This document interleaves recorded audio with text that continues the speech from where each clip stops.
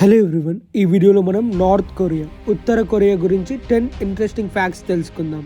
Fact number 1, ఉత్తర Korea అలాగే దక్షిణ Korea, north Korea అలాగే సౌత్ కొరియా, ఈ రెండు దేశాలు కూడా 1950 నుండి యుద్ధంలో ఉన్నాయి. జపాన్ కొరియాను ఆక్రమించిన తరువాత రెండవ ప్రపంచ యుద్ధం ముగియడంతో సోవియట్ రష్యా మరియు యుఎస్ ఈ రెండు దేశాల భవిష్యత్తు కోసం ప్రణాళికలను కలిగి ఉన్నాయి. దీని ఫలితంగా యుఎస్ నేతృత్వంలోని దళాలు దేశం యొక్క దక్షిణ భాగాన్ని ఆక్రమించగా సోవియట్ నేతృత్వంలోని దళాలు ఉత్తరాన్ని ఆక్రమించాయి. ఇది యుఎస్ నియంత్రణలో దక్షిణాన పాశ్చాత్య అనుకూల ప్రభుత్వం మరియు ఉత్తరాన సోవియట్ మద్దతు గల కమ్యూనిస్ట్ ప్రభుత్వం ఏర్పడటానికి దారితీసింది.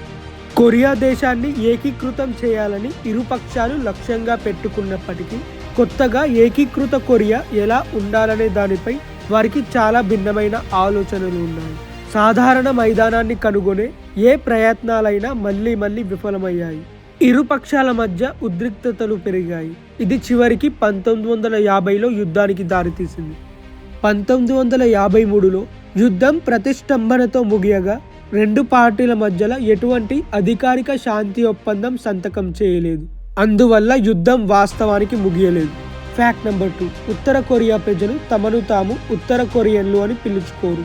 ఇప్పుడు ఉత్తర మరియు దక్షిణ కొరియా రెండింటిని కలిగి ఉన్న ఈ ప్రాంతం చరిత్రలో చాలా కాలం పాటు ఒకే ఏకీకృత దేశంగా ఉంది. రెండవ ప్రపంచ యుద్ధం తర్వాత దేశం రెండు వైపులా విడిపోయినప్పటి నుండి ఈ ఏకీకరణ విడిపోయింది. ఉత్తర కొరియాకు సంబంధించినంత వరకు విభజన లేదు. సాంకేతికంగా అవి democratic peoples republic of Korea మరియు వారు కొరియన్ ద్వీపకల్పం యొక్క ఉత్తర భాగాన్ని మాత్రమే నియంత్రిస్తున్నప్పటికీ అవన్నీ కొరియన్లే. వారి ప్రకారం దక్షిణాదిలోని ప్రజలు కూడా Democratic peoples republic of Korean పౌరులే మరియు కొరియన్లు కూడా ఉన్నారు. అయితే ఈ సందర్భంలో ఈ కొరియన్లు చట్టవిరుద్ధమైన ప్రభుత్వంచే అణచివేయబడుతున్నారు. ఫ్యాక్ట్ నెంబర్ 3, ఉత్తర కొరియాను స్థాపించినప్పటి నుంచి అదే కుటుంబం పాలిస్తుంది. Democratic peoples republic of Korea యొక్క మొదటి నాయకుడు కిమ్ ఇల్ సంగ్ రెండవ ప్రపంచ యుద్ధంలో విప్లవాత్మక గెరిల్లా పోరాట యోధుడిగా తన చర్యల ద్వారా అధికారంలోకి వచ్చారు. అతను కమ్యూనిస్ట్ చైనా మరియు యుఎస్ఎస్ఆర్లో గణనీయమైన సమయాన్ని గడిపాడు. దీని ఫలితంగా అతను సోవియట్ నియంత్రిత ఉత్తర కొరియా నియంత్రణలో ఉంచబడ్డాడు. Democratic peoples republic of Korea ఏర్పడినప్పుడు కిమ్ ఇల్ సంగ్ అధికారంలో ఉన్నారు. అతను 1948 నుండి 1994లో మరణించే వరకు పరిపాలించాడు. ఆ సమయంలో అతను గ్రేట్ లీడర్ అనే బిరుదుని సంపాదించాడు. దాని తర్వాత కిమ్ జోంగ్ ఇల్ తన తండ్రి తర్వాత కమ్యూనిస్ట్ రాజ్యానికి అత్యంత అసాధారణమైన ఎత్తుగడలో విజయం సాధించాడు.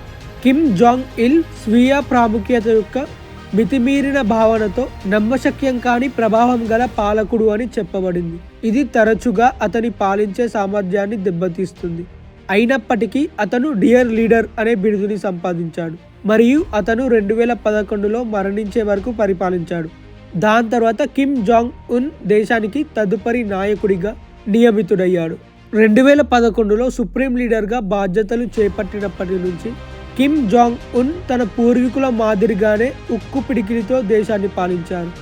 ఫ్యాక్ట్ నెంబర్ 4, నార్త్ కొరియాలో ఉన్న ప్యోంగ్యాంగ్ స్టేడియం ప్రపంచంలోనే అతిపెద్దది. 1989లో నిర్మించబడినప్పటికీ ఉత్తర కొరియా యొక్క మేడే స్టేడియం ప్రపంచంలోనే అతిపెద్ద సిట్టింగ్ సామర్థ్యాన్ని కలిగి ఉంది. ఇందులో మొత్తం 150,000 సీట్లు ఉన్నాయి. దేశం యొక్క ప్రసిద్ధ వార్షిక మాస్ గేమ్ల సమయంలో స్టేడియం ఎక్కువగా ఉపయోగించబడుతోంది. ఒక ఈవెంట్ ప్రధానంగా దృఢమైన నృత్యాలు మరియు ఆకట్టుకునే జిమ్నాస్టిక్స్ ప్రదర్శనల చుట్టూ కేంద్రీకరించబడింది. ఫ్యాక్ట్ నెంబర్ 5, ఉత్తర కొరియా కమ్యూనిస్టు దేశం కాదు.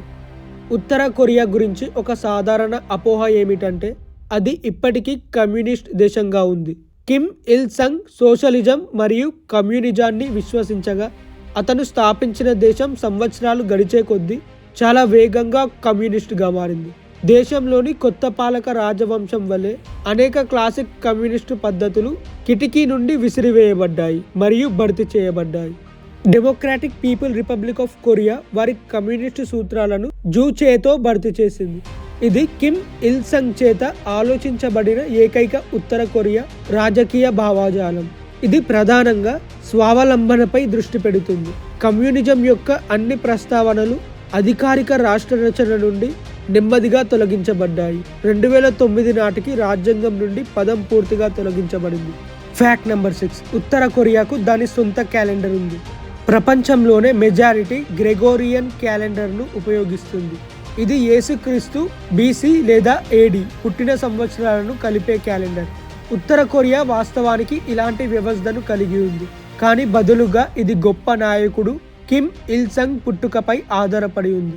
Democratic peoples republic of Korea calendar లేదా జూచెక్ క్యాలెండర్లో మొదటి సంవత్సరం 1912లో ప్రారంభమైంది. క్యాలెండర్ 1997లో మాత్రమే అమలులోకి వచ్చింది. Fact number 7. ఉత్తర కొరియాలోని ఒక ఆర్ట్ స్టూడియో మాత్రమే ఆ దేశ నాయకుల కళాకృతులను రూపొందించడానికి అనుమతించబడుతోంది. దేశ రాజధాని ప్యోంగ్యాంగ్లో ఉన్న మన్సుడే ఆర్ట్ స్టూడియో నిజానికి ప్రపంచంలోని అతిపెద్ద ఆర్ట్ స్టూడియోలలో ఒకటి. ఈ స్టూడియో 12,91,669 చదరపు అడుగుల అంటే 1,20,000 చదరపు మీటర్లు ఇంత విస్తీర్ణంలో ఉన్న విస్తారమైన స్థలంలో ఉంది. ఇది ఖచ్చితంగా రాష్ట్రం కనుగొనగలిగే ఉత్తమ కళాకారులను మాత్రమే నియమిస్తుంది. వీరంతా కూడా ఉత్తమ కళా అకాడమీల నుండి వచ్చారు. ఈ మోనోలిథిక్ ఆర్ట్ స్టూడియోలో దేశంలోని కొన్ని గొప్ప స్మారక చిహ్నాలు రూపొందించబడ్డాయి మరియు నిర్మించబడ్డాయి. Fact number 8. ఉత్తర కొరియన్లకు ఇంటర్నెట్ యాక్సెస్ లేదు. ఉత్తర కొరియా దేశంలో ఎంపికైన 1 లేదా 2,000 మంది ప్రముఖులు తప్ప, అంటే దేశంలోని మిగిలిన ప్రాంతాలు పూర్తిగా ఇంటర్నెట్ను నిరోధించాయి. మీరు ప్యోంగ్యాంగ్ లేదా ఉత్తర కొరియాలోని ఇతర ప్రధాన నగరాల్లో ఒకదానిలో నివసిస్తుంటే మరియు అధునాతన రంగంలో ఉద్యోగం లేదా అధ్యయనం చేస్తే మీరు దేశం యొక్క స్వంత ఇంటర్నెట్ ప్యోంగ్యాంగ్ను యాక్సెస్ చేయడానికి అనుమతించబడవచ్చు. ఈ నెట్వర్క్ దేశంలోనే నడుస్తుంది మరియు భారీగా సెన్సార్ చేయబడిన అనేక రాష్ట్ర ఆమోదిత వెబ్సైట్లకు మరియు సాధారణ ఈమెయిల్ క్లయింట్కు చాలా పరిమితి ప్రాప్యతను అనుమతిస్తుంది. ప్రభుత్వ ప్రచార లేదా హ్యాకింగ్ యూనిట్లలో పనిచేసే వ్యక్తులు మాత్రమే నిజమైన ఇంటర్నెట్ను యాక్సెస్ చేయడానికి అనుమతించబడిన ఉన్నత వర్గాల కంటే ఇతరుల వ్యక్తులు. ఇలాంటి పదవులు అధిక జీతాలు మరియు అధికారాలతో అత్యంత ప్రతిష్టాత్మకంగా ఉంటాయి.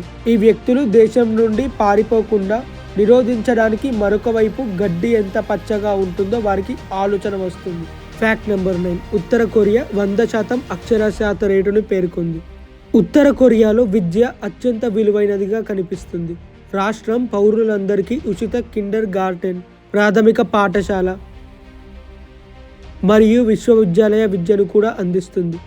ఉత్తర కొరియాలో విద్యా వ్యవస్థ కొన్ని ప్రాంతాలలో ముఖ్యంగా అంతర్జాతీయ సంబంధాలకు సంబంధించి తీవ్రంగా లోపించవచ్చిన అంచనా వేయబడినప్పటికీ అక్షరాస్యత రేట్లు వంటి కొన్ని రంగాలు చాలా విజయవంతమైనట్లు కనిపిస్తున్నాయి. Fact number 10. కేవలం 2 దేశాలు మాత్రమే ఉత్తర కొరియాకు వీసా రహిత ప్రయాణాన్ని కలిగి ఉన్నాయి. మీకు మలేషియా లేదా సింగపూర్ పాస్పోర్ట్ లేకపోతే మీరు ఉత్తర కొరియాను సందర్శించడానికి వీసా కోసం దరఖాస్తు చేసుకోవాల్సి ఉంటుంది. మీరు చేసినప్పటికీ ఇది ఇప్పటికీ సులభం కాదు. ఉత్తర కొరియాను సందర్శించాలనుకునే ఎవరైనా తప్పనిసరిగా రాష్ట్రం ఆమోదించిన టూర్ ఏజెన్సీతో ప్రయాణించాలి. ఇవి వచ్చేసి top 10 interesting facts of north Korea. North Korea గురించి టాప్ 10 ఇంట్రెస్టింగ్ ఫ్యాక్ట్స్ ఇవన్నమాట. వీడియో కనుక నచ్చితే వీడియోని లైక్ చేయండి. అలాగే ఇలాంటి వీడియోస్ కోసం ఛానల్ సబ్స్క్రైబ్ చేసుకోండి. Thanks for watching the video.